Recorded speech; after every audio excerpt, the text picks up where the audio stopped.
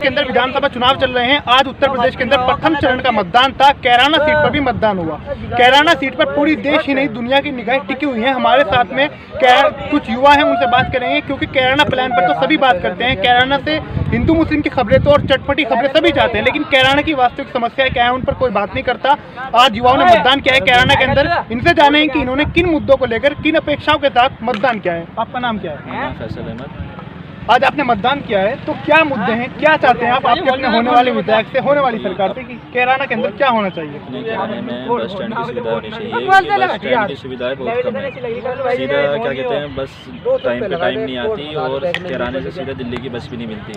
इस वजह से वो दिक्कत होती है लोगों को। तो कैराना से राष्ट्रीय राजधानी दिल्ली, जो कि लगभग 100 किलोमीटर दूर है, वहाँ पर की कैराना से दिल्ली के लिए एक भी परिवहन निगम की बस सेवाएं कैराना से मौजूद नहीं है बिल्कुल। तो उसको देखते हो आपने क्या मतलब वोट की क्या बस की सुविधा को देखते हो आपने? बस की सुविधाएं और क्या कहते हैं लाइट की सुविधा। लाइट भी 24 घंटे में बहुत कम आती है। तो आपको किससे उम्मीद है कि यहाँ पे बस की सुविधा हो जाएगी? अखिलेश सरकार से। अखिलेश सरकार से उम्मीद है, इसलिए आज इन्होंने अखिलेश सरकार के पक्ष में मतदान किया। जी। हमारे साथ भी और भी युवा है, इन्होंने भी मतदान किया है। हमारे साथ में शेरम अंसारी है, इनसे जानते हैं कि इन्होंने किन मुद्दों को लेकर आज मतदान किया है। क्या है कैराना के वास्तविक मुद्दे? वास्तविक मुद्दा जो है, सबसे पहले तो शिक्षा का है। यहाँ पे शिक्षा का स्तर बहुत ही कम है और यहाँ पे विकास का तो नाम ही नहीं है। सड़कें नहीं है, यहाँ पे सड़कें बिल्कुल जीर्ण अवस्था में है और जो ऐतिहासिक चीज़ें हैं यहाँ पे, जो कैराना का मेन इतिहास है, जिससे कैराना फेमस होना चाहिए था, प्रसिद्ध होना चाहिए था, को सही करने का प्रयास करते तो हैं। आपने कैराना के विकास, कैराना का जो ऐतिहासिक धरोहर है उनका सौंदर्यीकरण होना चाहिए, और कैराना के अंदर बिजली की जो समस्या है, कॉलेज जो शिक्षा व्यवस्था है, उनको देखते हुए आपने आज मतदान किया है। तो यही मुद्दे थे आपके? ऐतिहासिक जो इमारतें हैं यहाँ पे, अगर वो उसका सौंदर्यीकरण होगा, वो ठीक होंगे, तो यहाँ से पर्यटन बढ़ेंगे, पर्यटक बढ़ेंगे और कैराना की अर्थव्यवस्था के अंदर फर्क पड़ेगा। कैराना के अंदर विकास भी होगा। तो इन्होंने मतदान किया है। कैराना की जो ऐतिहासिक धरोहरें हैं उनका ये सौंदर्यीकरण कराना चाहते हैं, और कैराना की शिक्षा व्यवस्था पर भी इनका जोर रहा। कैराना के अंदर रोजगार की बड़ी समस्या रहती है। कैराना से प्रतिदिन बहुत सारी बड़ी संख्या में लगभग 5000 से अधिक मजदूर जो है वो पलायन करके पानीपत जाते हैं। बड़ी संख्या में मजदूर पलायन करके कैराना से शामली भी जाते हैं। प्रतिदिन सुबह और शाम को डग्गामार वाहनों के अंदर सफर करके अपनी जान जोखिम में डालकर कैराना से पानीपत काम करने के लिए जाते हैं। तो कैराना के अंदर रोजगार क्यों नहीं है? और चाहे मीडिया की बात कर लें, अधिकांश की, चाहे नेताओं की बात कर लें, चाहे पार्टी की बात कर लें, कोई कैराना की आपके लिए रोजगार की बात क्यों नहीं करता, शिक्षा की बात क्यों नहीं करता? तो आपने किन मुद्दों को देखते हुए आज मतदान किया? मतदान के लिए मुद्दे अनेक हैं, लेकिन उसमें कुछ जो इम्पोर्टेंट मुद्दे हैं, वो सबसे पहला मुद्दा बेरोजगारी का है। बेरोजगारी आपने जो बताया था अभी पूरत भाई ने, तो इन्होंने बताया इस बारे में कि यहाँ से बाहर जाना पड़ता है 24 किलोमीटर, और 24 किलोमीटर जाना एक अलग चीज़ है, उसके साथ साथ परिवहन व्यवस्था भी नहीं है। 3-3 घंटे में लोग जाते हैं, 3-3 घंटे में आते हैं, तो ये मसला सबसे ज़्यादा है। दूसरा, यहाँ पे पर्यटक स्थल बिल्कुल लोहे कुछ है ही नहीं, जो हैं वो भी बिल्कुल कहते हैं ना, एक तरीके से बिल्कुल अवशेष पड़े हैं उनके बिल्कुल। और बिजली का भी मुद्दा है। परिवहन स्थल का तो सबसे बड़ा मुद्दा है यहाँ कैराने में। स्टेडियम पार्क वगैरह कुछ नहीं है। सारे बच्चे फिलहाल यहीं पे जो कोई क्रिकेट खेल रहा, कोई कुछ खेल रहा, मतलब कुल मिला के कह सकते हैं एक तरीके से स्टेडियम वगैरह किसी चीज़ की सुविधा बिल्कुल भी नहीं है। तो आपकी अपेक्षा है होने वाले विधायक से, होने वाली सरकार से, कि कैराना के अंदर स्टेडियम पार्क का निर्माण होना चाहिए, और साथ ही साथ जो परिवहन व्यवस्था है कैराना से शामली, कैराना से पानीपत के बीच, यहाँ पर बसों की भी जो संख्या है वो बढ़नी चाहिए और मजदूरों को परेशानी नहीं होनी चाहिए। पूरी उम्मीद है जी, सुधार आने की बिल्कुल उम्मीद है, लेकिन बात सारी की सारी ये है कि वोट जो है फिलहाल अखिलेश सरकार जो है उससे बहुत उम्मीदें हैं, और उनका वादा भी है कि इस तरीके से जो हमारी मांगे हैं वो पूरी भी होंगी। तो देखते हैं आने वाले टाइम में कैसे क्या होता है। तो आपने अखिलेश सरकार के, अखिलेश यादव के पक्ष में मतदान किया है, आपको उनसे उम्मीद है? बहुत ज़्यादा। हमारे साथ में एक और युवा है, इनसे बात कर लेते हैं। और क्या इनकी बात करें तो ये भी काम करते हैं। आप प्रतिदिन काम करने के लिए जिंजाना जाते हैं, कैराना से लगभग 14-15 किलोमीटर दूर आप प्रतिदिन पलायन करते हैं। तो क्यों करते हैं आप पलायन? क्या कैराना के अंदर रोजगार नहीं है, क्या कारण है? देखिए जी, इसकी सीधा मामला है कि कैराना के अंदर इतना रोजगार नहीं है, और जिस रोड पे मैं जाता हूँ वो रोड ऐसा टूटा पड़ा है, शायद ही पूरी इंडिया के अंदर कोई रोड ऐसा टूटा हुआ। लगभग 2-2 फुट गहरे गड्ढे हुए पड़े हैं। कितनी बार तो ऐसा हुआ है मैं मरते मरते बचा। 2 बार तो मेरी बाइक गिर गई। तो सरकार से मतलब काफ़ी मैंने कोशिश भी की, किसी से बड़े बड़े उसे एक दो नेताओं से बोला कि सर रोड ठीक करा दो रोड पर, कोई मतलब कोई सुनवाई नहीं हुई। और उसके बाद अभी उस रोड पे काम चल रहा है सर, तकरीबन 7 महीने हो गए। 7 महीने में सिर्फ क्या हुआ है, रोड पे बराबर में सिर्फ थोड़ा थोड़ा बस गड्ढे खोद गए और उनमें सिर्फ रोडे भरे गए हैं, उसके बाद काम रोक दिया गया। तो आपने आज मतदान किया है, आज मतदान का दिन है, तो किन मुद्दों को लेकर आपने मतदान किया है? आप अपने विधायक से क्या उम्मीद करते हैं, होने वाली सरकार से क्या उम्मीद करते हैं? हम विधायक जी से और होने वाली सरकार से ये उम्मीद करते हैं कि एक तो हमारे यहाँ पे स्टेडियम बना दिया जाए, जैसे कि बच्चे फॉर एग्जांपल कोई भी है, कोई अपनी आर्मी की तैयारी कर रहा है, तो वो अगर अपनी जॉगिंग करने लगा तो वो सीधा रोड पे ही भागेगा, चाहे उसे कोई ट्रक कुचल के चला जाए, चाहे कोई कार कुचल के चला जाए। तो एक मुद्दा ये है।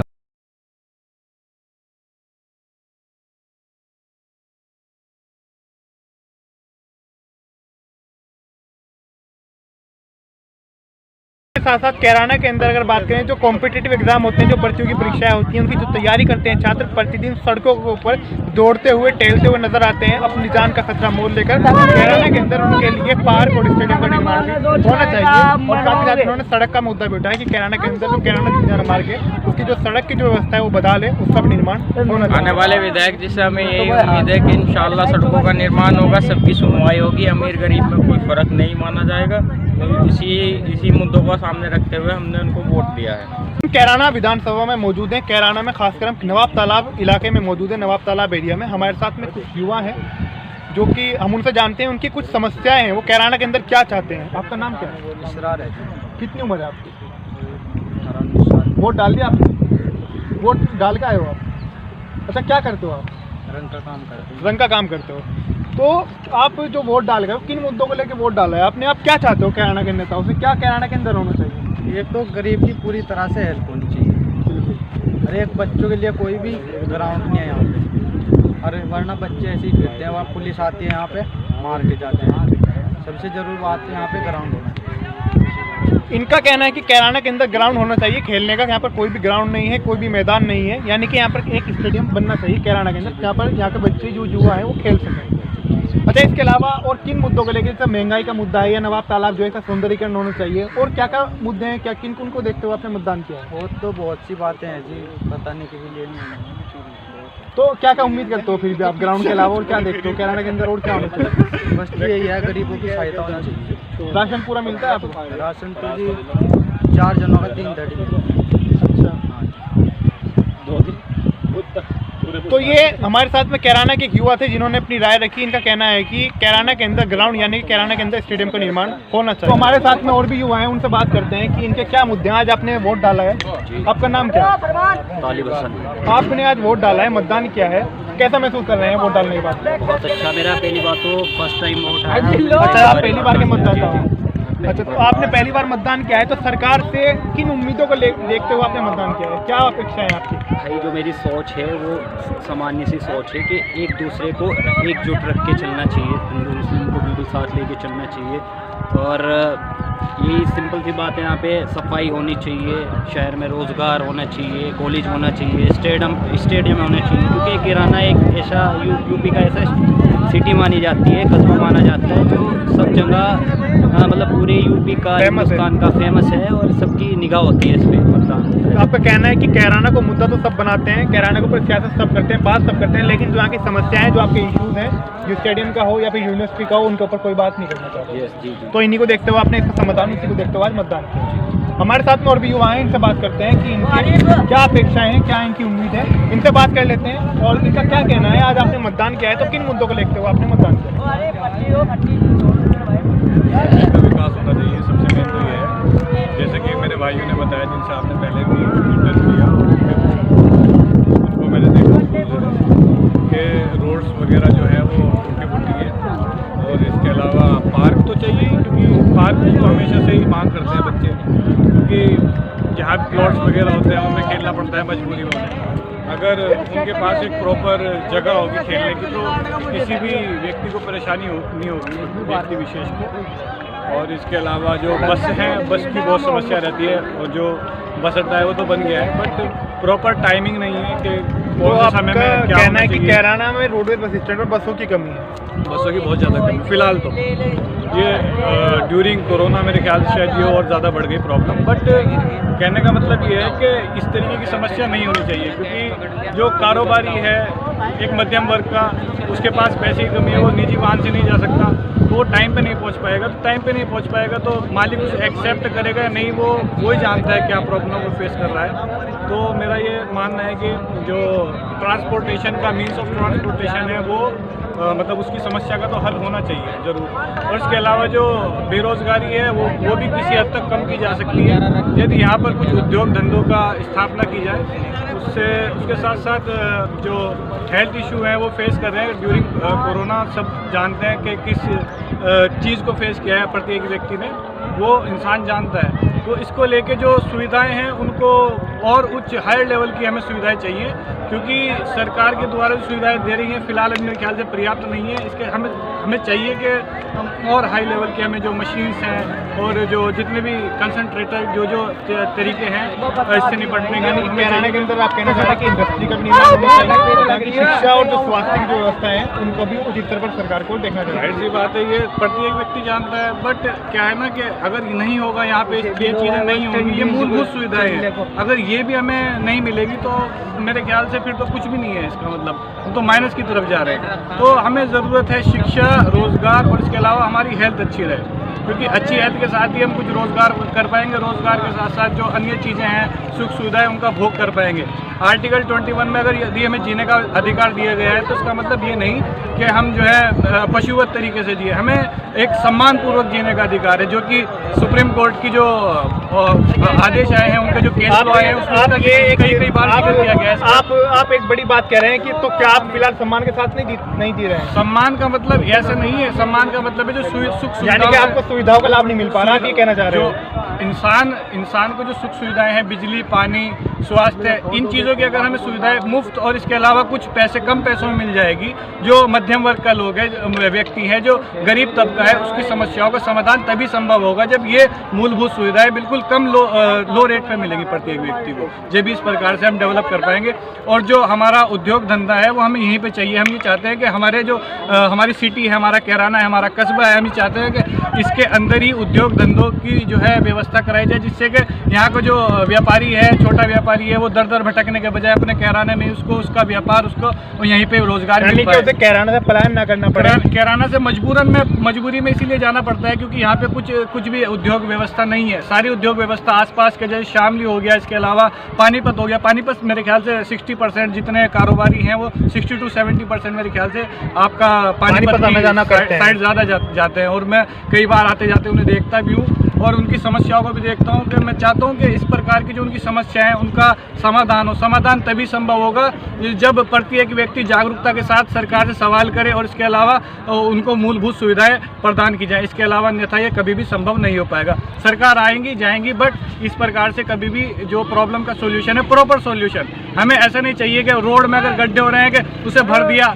ऐसा काम चलाओ काम नहीं चाहिए, फिर टूट जाएगा। काम चलाओ, कभी भी टेम्परेरी काम नहीं चाहिए। वक्त ले लो, बताओ, बट हमें जो है विकास चाहिए, जो ट्रू विकास है, जो कि होना चाहिए। तो प्रत्येक व्यक्ति को सरकार से काफी गुस्सा लग रहे हैं, आपकी सरकार से काफी अपेक्षाएं, काफी उम्मीदें हैं, लेकिन मुझे नहीं लगता कि सरकार आपकी जो उम्मीदें हैं, अपेक्षाएं, उनके ऊपर खरा उतरी है। कैराना की जो स्थिति बदहाल है, कैराना से जो प्रतिदिन 5000 मजदूरों को 5000 से अधिक मजदूर पलायन करके पानीपत जाते हैं, उसकी भी बात आपने रखी। तो फिलहाल जो आपके होने वाले विधायक, होने वाली सरकार है, उनसे आप क्या उम्मीद करते हैं? आप हमें 2 शब्द। मैं ये कहता हूँ, मुझे प्रत्येक उस व्यक्ति से उम्मीद है जो आशा दिलाता है।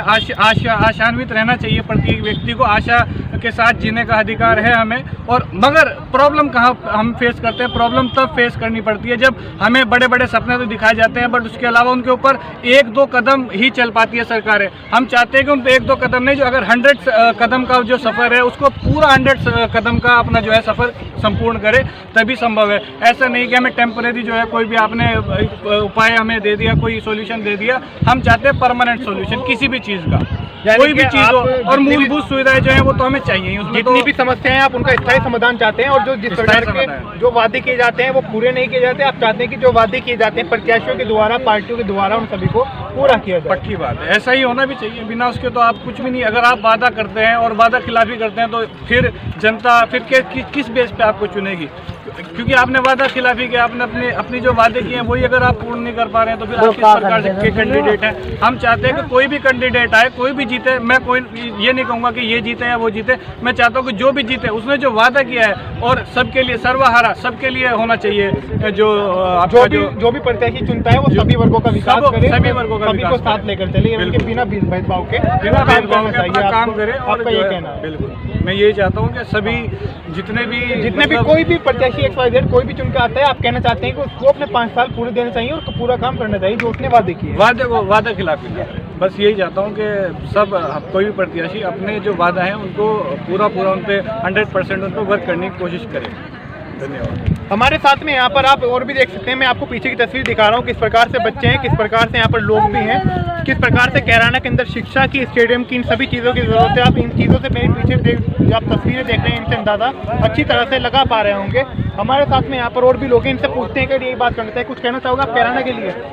कुछ कहना चाहोगे कैराना के लिए? कैराना बनाओ, यहाँ बच्चे गिरान हो रहे हैं। कैराना के अंदर स्टेडियम होना चाहिए। बिल्कुल। और क्या समस्या है कैराना के अंदर, किस तरह की परेशानी होती है? ये गंदगी यहाँ। अच्छा, नवाब तालाब है, इसका सौंदर्यीकरण होना चाहिए। जी बिल्कुल। आपने वोट डाला है आज? नहीं, मेरी वोट नहीं। अच्छा, आपकी वोट नहीं है, लेकिन आप सरकार, हमारे बड़ों की वोट है। बड़ों की वोट डाल है, गए तो ये उम्मीद करते हो कि जो आने वाली सरकार है, जो भी यहाँ से होने वाला विधायक कोई भी हो, तो वो आपकी समस्या का समाधान करे। कैराना में स्टेडियम का भी निर्माण होना चाहिए और नवाब तालाब को लेकर क्या कहना है? सफाई होनी चाहिए यहाँ, बाउंड्री का पूरा सौंदर्यीकरण होना चाहिए। योगा करें थोड़ी बहुत। तो ये भी है यहाँ के लोगों के ये कहना है कि यहाँ पर पूरी व्यवस्था होनी चाहिए। सबसे बड़ा समस्या कैराना की जो समस्याएं थी, यहाँ पर रोजगार का मुद्दा उठा।